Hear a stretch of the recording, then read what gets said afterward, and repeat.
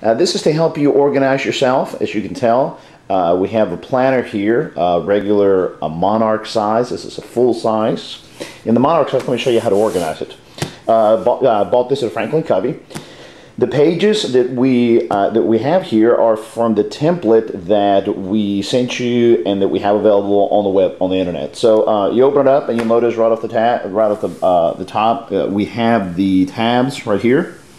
These were purchased at Franklin Covey. Over here we keep our business cards, important papers, our pen.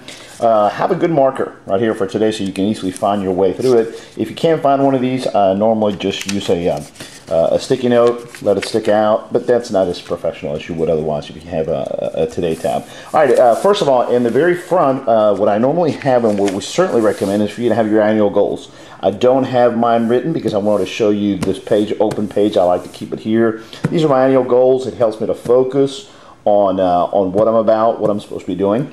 As you turn the page, you'll notice that I then go to the next sheet, which has the quarterly. Remember this template? I have my quarterly goals right here. Again, for the sake of the video, I didn't want to write down my goals and show them, but I want to show to you how you should have it laid out. Again, first your annual goals, followed by your quarterly one goals.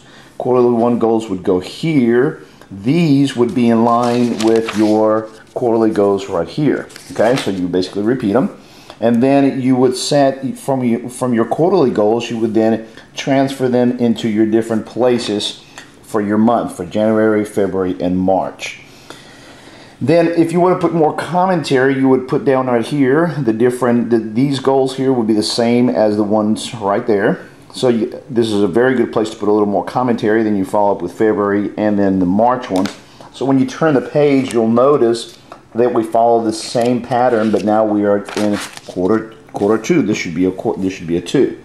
Okay, this should be a 2 right there. Okay, quarter 2 goals. So quarter 2 for April, May, and June, and then for April, May, and June. And again, remember these templates you can find from our website.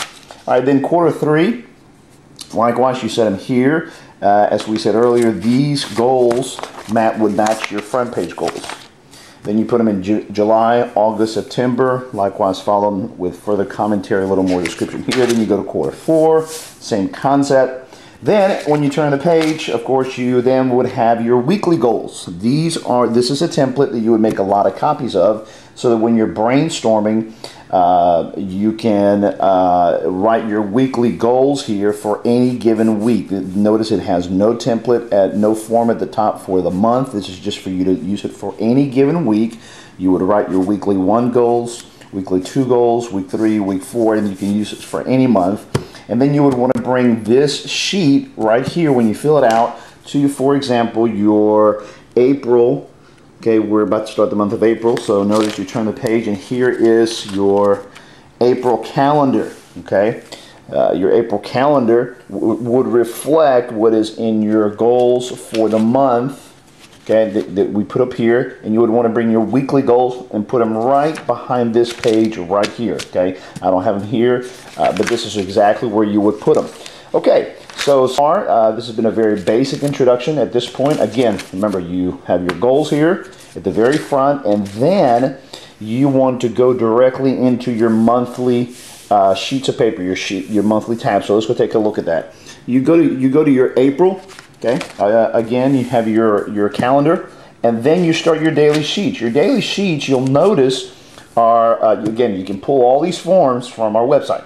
Very easily laid out. You have here the date, then you have your month, the previous month, current month, and the next month. Today's date is always highlighted in black. And you have the form broken out into several components. The first and most important, well, I can't say most important, but first let's just look at your area for remembering. This is a good place for you to enter things that you want to remember. A good place for you to brainstorm. Okay, brainstorm over here. Over here on this side, it's a great place for you to write notes for any one of your meetings. All right. In the middle, you have your appointments. All right, then you have your prioritized task list right over here. People to call. And expenses, real simple. Now let me show you a filled out form. one that just recently used extensively, so you can see a little bit of how we recommend using it. Notice right off the top, you'll see this is a very filled page. This happened on March the 30th. I did not write down any things that I needed to remember. My priority task list, here's the things that I needed to do that day. We'll go back to it in just a minute. Here's the appointments that we had. I had an appointment on this day. It lasted from 10 to 11 o'clock. And these are the things that I needed to make sure I brought to that meeting, okay? Then I did some follow-up for Saturday. This was on Monday, but then I needed to follow up on Saturday. And then that note is for me to go take a look at my Saturday date. Then I went to a client from this time, from 1 o'clock all the way to 5 o'clock, and then I had a meeting from 5 to 7:30. Okay, and then the place where we met. Now notice here under notes, okay, I put a game plan for a client. I had some to-dos right here. Actually, my to-dos are right here. These are basically notes for myself. Then on this side, for my prioritized task list, I want to show you just real quickly how to use this. I did my brainstorm from the previous week, from previous Sunday. I wrote it in my particular day, brought tasks over from the previous day, and I built my list. All right, so here's what we did. Okay, I have these tasks right here. Now you're probably wondering, what in the world are these dots? Okay, this right here means that it is in progress.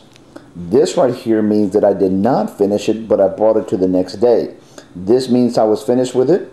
This right here is in progress. I brought it to the next day. This I was finished with it. This I brought it to the following day. For the ones that are followed to the next day, I put them in the next day to make sure that I never leave anything undone. I'm either it was finished with it or I bring it to the following day. Now you'll notice right here I had some tasks for a particular client, and I have a date right here. Okay, 3/25. That means that I am to go back to the 25th.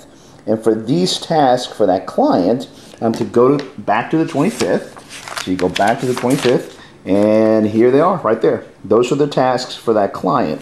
So this is where I have them, but instead of having to rewrite all this all over again, I simply make reference to it.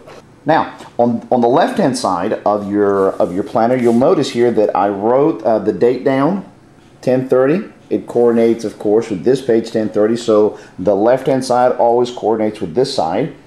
And when I'm reviewing what I did that day, I look over on my left-hand side and I review what I did and what we covered in a particular meeting. See over here, it looks like I'm playing around and doodling, but I'm actually not. This is the state of Louisiana. We're talking about some training of the different cities where we're going to actually do some hubs for training locations, and this is the different phases that we're going to do the training in. So I wrote down all my notes here, and then from these notes go on my computer, and I print out my document or my proposal depending on my follow-ups, or I may just have to leave it here because I may not need it to transfer to my computer. So make use of your right-hand side, but definitely make use of your left-hand side. And you'll notice that for the rest of the month, I have my different sheets. I printed them for the entire month of April. They're blank. I can always plan ahead. For the month of May, I have my calendar, and then June, July, and as I move from month to month, I print out my copies for each month. It's better to be at least a good 2 months ahead. So I would recommend that when you start a month, go ahead and print out. Make sure you already have printed out all your daily templates for that current month, plus the following month. It's a good thing to get ahead, and otherwise you'll be without anything to write on. In the back, I have notes, documents from different meetings, and this is my paper pad.